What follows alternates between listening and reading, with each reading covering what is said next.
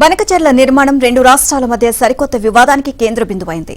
ప్రాజెక్టుతో ఎవరికి లాభం, ఎవరికి నష్టము అన్న చర్చ కూడా జరుగుతోంది.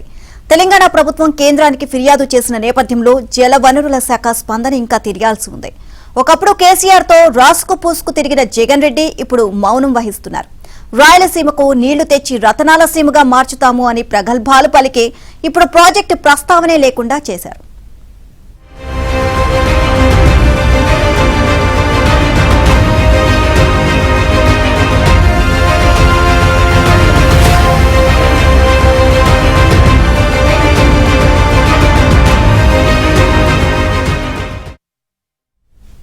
రాయలసీమ రైతులకు సాగునీరు, లక్షలాది మంది ప్రజలకు తాగునీరు అందించే గోదావరి బనకచెర్ల ప్రాజెక్టు కొత్త వివాదాలు సృష్టిస్తోంది.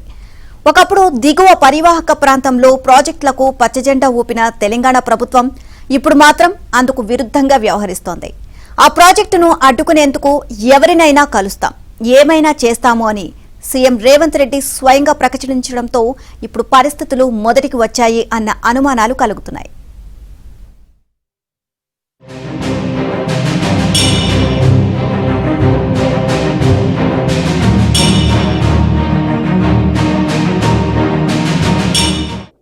ఉన్న పలంగా హరీష్ రావు గారు బయటకు వచ్చేసి మొత్తం తెలంగాణకు అన్యాయం జరిగిపోతుంది, మొత్తం నీళ్ళన్నీ తరలించుకుపోతున్నాడు చంద్రబాబు నాయుడు, రేవంత్ రెడ్డి మౌనంగా ఉన్నాడు, ఉత్తమ్ కుమార్ రెడ్డి గారు ఉత్తగానే కూర్చున్నాడు అని బకెట్ల బురద తీసుకొని చల్లుకుంటే వెళ్తున్నాడు. అయ్యో, ఈ పాపానికి పునాది వేసింది మీ మామగారు. ఆ రోజు నువ్వే సమావేశంలో ఉన్నావు. అయితే గీతే ఎవరినైనా శిక్షించాలంటే చంద్రశేఖరరావు గారిని, హరీష్ రావు గారిని శిక్షించాలి. ఒకవేళ గోదావరి బేసిన్ లో తెలంగాణ ప్రాజెక్టులకు అన్యాయం జరిగి తెలంగాణ ప్రాజెక్టులకు ఒకవేళ తీరని ఏదైనా ద్రోహం జరిగితే ఉరిదీయాల్సింది చంద్రశేఖరరావును, హరీష్ రావునే.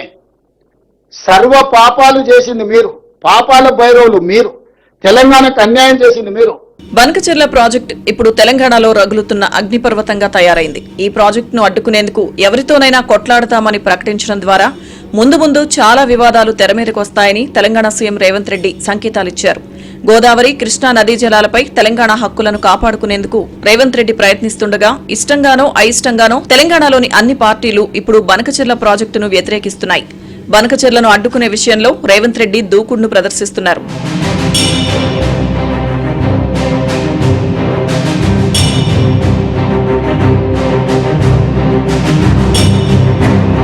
ఏపీ సీఎం చంద్రబాబు నాయుడు బనకచెర్లపై పవర్ పాయింట్ ప్రజెంటేషన్ ఇచ్చినప్పటి నుంచి నిబురుగప్పిన నిప్పులా ఉన్న వ్యవహారం 4-5 రోజులుగా బ్లాస్ట్ అవుతోంది. ఒకప్పుడు గోదావరి, బనకచెర్ల ప్రాజెక్టుకు పచ్చజెండా ఊపిన పార్టీలే ఇప్పుడు వద్దంటే వద్దని చెబుతున్నాయి.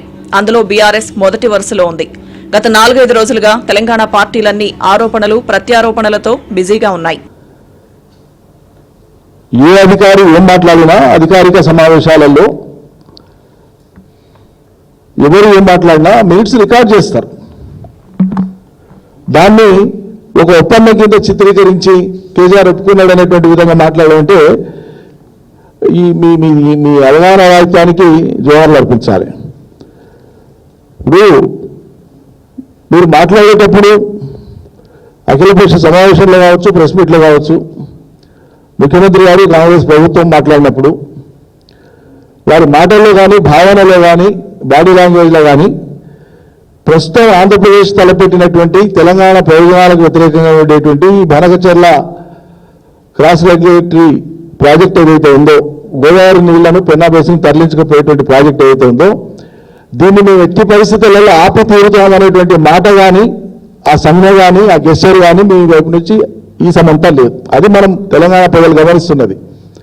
నువ్వు ఎంతసేపు మాట్లాడినా మళ్ళా కేసీఆర్ మీద, పోయిన ప్రభుత్వం మీద అదే మాట్లాడుతున్నా. కానీ ఇప్పుడు ఆంధ్రప్రదేశ్ ప్రభుత్వం యొక్క ఈ తలంపును అడ్డుకునేదానికి నువ్వేం చేస్తావనే మాట ఎక్కడ మాట్లాడిను? తెలంగాణ ప్రభుత్వం ఏర్పాటు చేసిన అఖిలపక్ష సమావేశంలో పలు పార్టీల నేతలు పాల్గొన్నారు. కాంగ్రెస్ ఎంపీలతో పాటు బీజేపీకి చెందిన డీకే అరుణ, రఘునందన్ రావు అఖిలపక్ష సమావేశానికి హాజరయ్యారు. కేంద్ర మంత్రి కిషన్ రెడ్డి రాకపోవడంపై సీఎం రేవంత్ రెడ్డి అభ్యంతరం చెప్పారు. అఖిలపక్ష సమావేశానికి రాని కిషన్ రెడ్డి కేంద్ర జలశక్తి మంత్రిని కలిసి తమకు ఎలాంటి హామీ ఇవ్వొద్దని చెప్పారన్నది రేవంత్ రెడ్డి ఆరోపణ.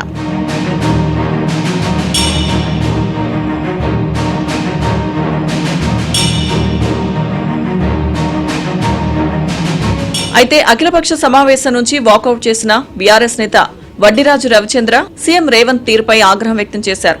3000 టీఎంసీల మిగులు జలాల వినియోగంపై మాట్లాడలేదన్నారు.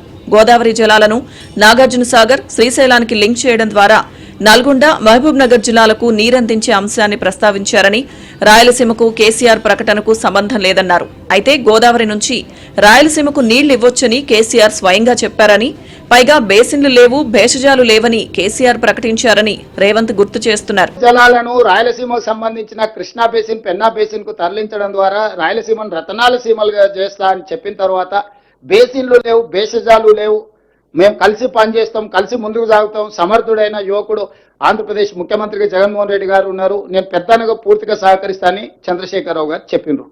నేను ఇప్పుడు మీడియా మిత్రుల ద్వారా బీఆర్ఎస్ నాయకులను అడుగుతున్నా, చంద్రశేఖరరావు గారిని అడుగుతున్నా, మీరు ఇంత విస్పష్టంగా 2016లో 2019లో వివిధ సందర్భాలలో శాసనసభలో బహిరంగ సభలలో స్పష్టంగా గోదావరి జలాలను రాయలసీమ అదేవిధంగా పెన్నా ప్రాంతానికి తరలించడానికి ఆమోదించి ప్రాజెక్టును ప్రారంభించడానికి అవకాశం కల్పించి ప్రోత్సహించిన మీరు ఈ రోజు ఆ ప్రాజెక్టును మొదలు పెడతామని ఆంధ్రప్రదేశ్ చంద్రబాబు నాయుడు గారు అన్న మరుక్షణం నేను పెద్దలు ఉత్తమ్ కుమార్ రెడ్డి గారు ఢిల్లీకి వెళ్లి జలశక్తి మినిస్టర్ సిఆర్ పాటిల్ గారికి ఫిర్యాదు చేసినాం. తెలంగాణ పరిణామాలపై ఆంధ్రప్రదేశ్ ప్రభుత్వం ఉన్నదున్నట్లుగా కుండబద్దలు కొట్టి మాట్లాడింది.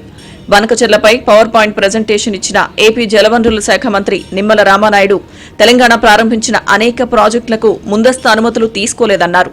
అదేవిధంగా ఏపీ కొత్త ప్రాజెక్టుల వల్ల తెలంగాణకు ఎలాంటి అన్యాయం జరగదని ఆయన హామీ ఇచ్చారు.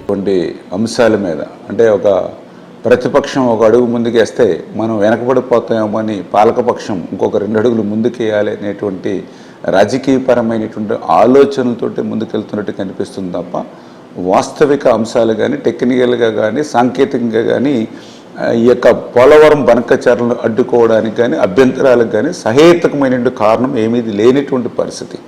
రెండవది మీరు ఇంతకుముందు చెప్పడం జరిగింది, ఇటువంటి పరిస్థితులు అంటే తెలంగాణకు సంబంధించినటువంటి నాయకులు ఎందుకు దీన్ని అడ్డుకుంటున్నారనేటువంటిది రాజకీయ కారణాలతో పాటు అక్కడ ప్రజలను కూడా ఆలోచించమని. ఎందుకంటే తెలంగాణలో నిర్మాణం జరుగుతున్నటువంటి ప్రాజెక్టుల్ని ఎప్పుడు కూడా చంద్రబాబు నాయుడు గారు అడ్డుకున్నటువంటి పరిస్థితి లేదు. అదేవిధంగా ఏదైతే తెలంగాణలో కూడా పెద్ద ఎత్తున ఇరిగేషన్ని కూడా డెవలప్ చేసింది కూడా ఆ రోజు అన్న ఎన్టీ రామారావు గారి దగ్గర నుంచి చంద్రబాబు నాయుడు గారి వరకు. ఎవరెన్ని మాట్లాడినా తెలంగాణ మాత్రం బనకచెర్లను ఆపేందుకు తన ప్రయత్నాలను కొనసాగిస్తూనే ఉంది. కేంద్ర మంత్రి సిఆర్ పాటిల్తో తెలంగాణ సీఎం రేవంత్, మంత్రి ఉత్తమ్ భేటీ అయ్యారు. గోదావరి బనకచెర్ల ప్రాజెక్టుపై అభ్యంతరాలు రేవంత్ బృందం తెలిపింది. బనకచెర్ల ప్రాజెక్టుకు అనుమతి ఇవ్వొద్దంటూ సీఎం రేవంత్ విజ్ఞప్తి చేశారు. తమ అభ్యంతరాలను పరిగణలోకి తీసుకుంటామన్నారని సిఆర్ పాటిల్ చెప్పినట్లుగా ఉత్తమ్ వెల్లడించారు. బనకచెర్ల ప్రాజెక్టు విభజన చట్టానికి వ్యతిరేకమన్న ఉత్తమ్ ప్రాజెక్టుపై పూర్తి డిపిఆర్ రాలేదని చెప్పారన్నారు. చేపట్టరాదు, మరి ఇది జరగడం ఇది మీకు మంచిది కాదు, మాకు మంచిది కాదు, 2 రాష్ట్రాల సంబంధాలకు మంచిది కాదని చెప్పడం జరిగింది. మేము పరిగణలోకి తీసుకుని మరి తొందరగా ఇరు రాష్ట్రాల ముఖ్యమంత్రులతో సమావేశం ఏర్పాటు చేస్తామని చెప్పి స్పష్టమైన హామీ ఇవ్వడం జరిగింది.